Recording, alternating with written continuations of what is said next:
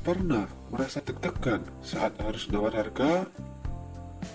Atau bingung gimana caranya biar deal yang kamu inginkan itu terwujud? Tenang, kamu nggak sendirian. Karena hari ini kita akan bedah habis sebuah buku klasik yang mengubah cara pandang dan kemampuan negosiasi kamu selamanya. Halo para calon negosiator handal. Kalau saya bilang kekuatan dalam negosiasi itu bukan soal siapa yang paling besar powernya, tapi soal persepsi. Penasaran maksudnya? Yuk, tonton sampai akhir. Karena saya jamin setelah ini kamu akan punya jurus-jurus rahasia yang bikin lawan negosiasimu geleng-geleng kepala. Mari kita kenalan dulu dengan sang maestro di balik buku Seni Negosiasi. Dia adalah Roger Dawson, seorang negosiator profesional dan pembicara motivasi yang sangat berpengaruh di Amerika. Roger ini awalnya terjun ke dunia real estate. Di sanalah ia mengasah kemampuan negosiasinya, belajar langsung dari lapangan, sampai akhirnya dia jadi konsultan bagi perusahaan-perusahaan raksasa. Dari pengalamannya, Dawson menyadari satu hal penting.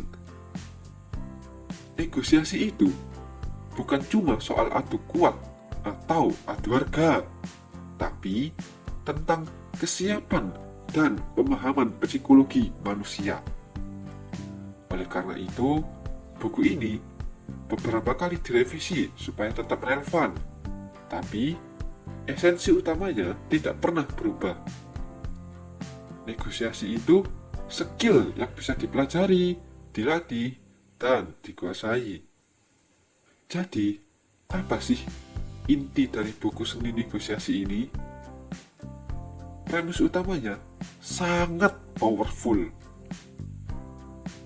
Dalam negosiasi, kekuasaan itu sepenuhnya adalah soal persepsi.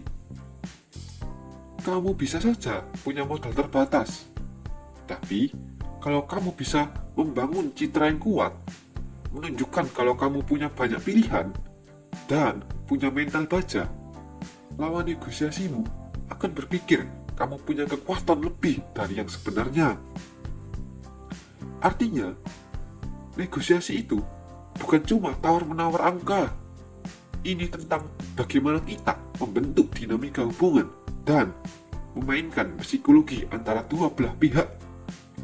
Siapa yang lebih siap, siapa yang lebih tenang, dan siapa yang bisa membaca situasi. Dialah yang akan pegang kendali.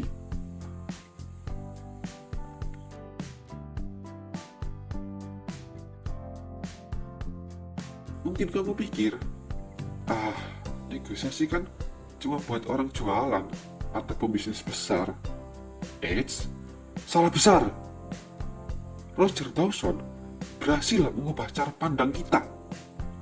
Dia menunjukkan kalau negosiasi itu ada di mana-mana. Mulai dari nawar harga sayur di pasar, minta deadline diperpanjang di kantor, sampai diskusi sama pasangan mau makan apa malam ini. Dengan memahami strategi yang benar, kamu bisa mendapatkan hasil yang jauh lebih baik tanpa harus jadi agresif atau merusak hubungan baik.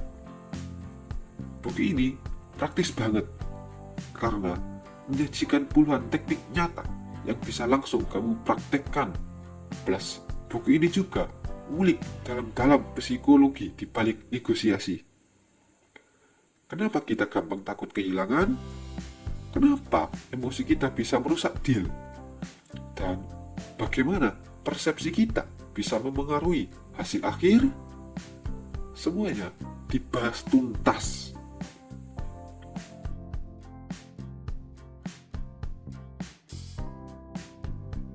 Tapi, seperti semua buku, ada juga beberapa kritik untuk seni negosiasi.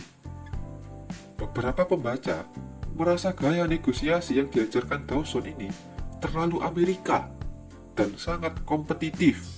Di budaya kita yang lebih mengedepankan kolektivitas atau harmoni, mungkin perlu sedikit penyesuaian. Ada juga yang bilang, taktik-taktik di buku ini bisa terasa manipulatif kalau tidak digunakan dengan etika. Jadi, penting banget ya buat kita untuk menyeimbangkan antara strategi cerdas dan integritas pribadi saat menerapkan pelajaran dari buku ini. Tujuan kita bukan menipu, tapi mencapai kesepakatan yang menguntungkan tanpa merugikan pihak lain. Oke, sekarang kita masuk ke bagian paling penting. Ini dia 3 pelajaran krusial dari Roger Dawson yang bisa langsung kamu praktekkan dan lihat hasilnya.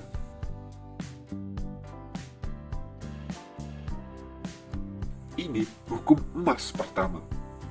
Percayalah, hampir semua tawaran pertama itu selalu dibuat dengan ruang tawar yang besar. Pihak yang menawarkan pasti sudah punya cadangan untuk bernegosiasi. Kalau kamu langsung bilang iya pada tawaran pertama, itu sama saja kamu membuang kesempatan untuk mendapatkan kesepakatan yang jauh lebih baik.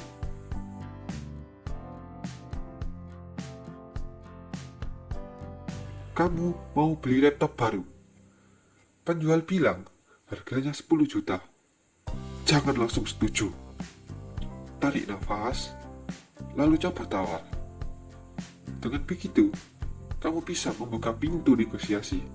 Kemungkinan besar, penjual akan langsung menurunkan sedikit harganya atau menawarkan bonus.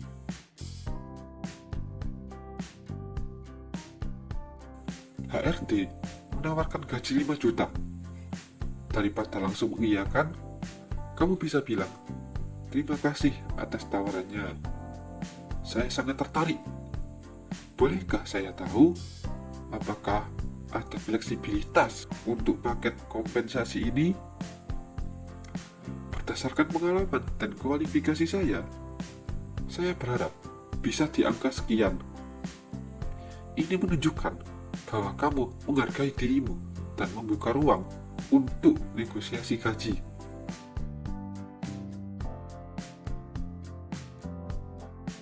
Ini taktik yang cerdik dan seringkali berhasil karena memanfaatkan psikologi. Deniable artinya kamu meminta tambahan kecil atau gigitan ekstra saat kesepakatan sudah hampir selesai atau sudah deal. Kenapa efektif? Karena saat itu pihak lain sudah secara emosional berkomitmen untuk menyelesaikan transaksi. Mereka tidak ingin kesepakatan itu batal hanya karena permintaan kecilmu.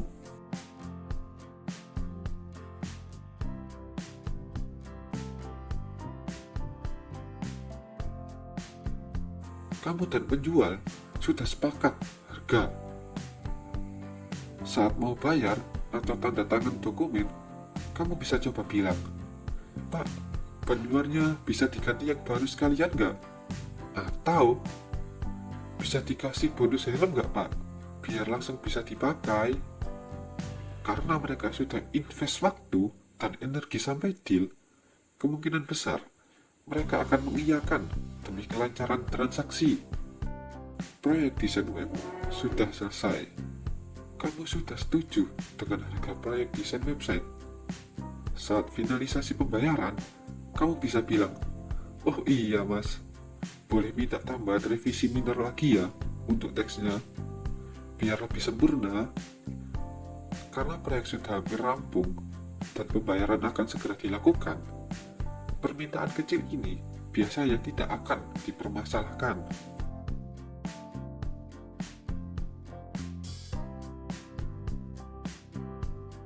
Ini adalah fondasi dari semua negosiasi yang sukses. Ingat, dalam negosiasi, yang menentukan siapa yang lebih kuat seringkali bukan fakta objektif, melainkan bagaimana kamu atau lawanmu dipersepsikan.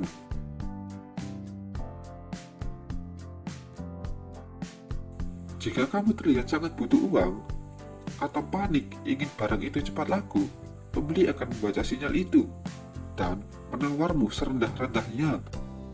Sebaliknya, jika kamu santai, menunjukkan bahwa kamu punya banyak calon pembeli lain, atau kamu tidak buru-buru, pembeli akan berpikir kamu punya posisi tawar yang kuat.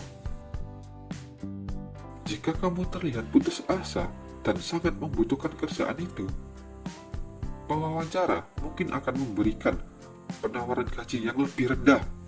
Namun, jika kamu menunjukkan bahwa kamu punya pilihan lain, percaya diri dengan kemampuanmu, dan tidak terburu-buru, kamu akan dipersepsikan sebagai kandidat yang berharga dan mungkin mendapatkan tawaran yang lebih baik. Intinya, tampil percaya diri, jangan terburu-buru, dan tunjukkan bahwa kamu punya alternatif lain. Sebaliknya, jangan pernah terlihat terlalu membutuhkan kesepakatan, karena itu akan mengurangi kekuatan negosiasimu secara drastis.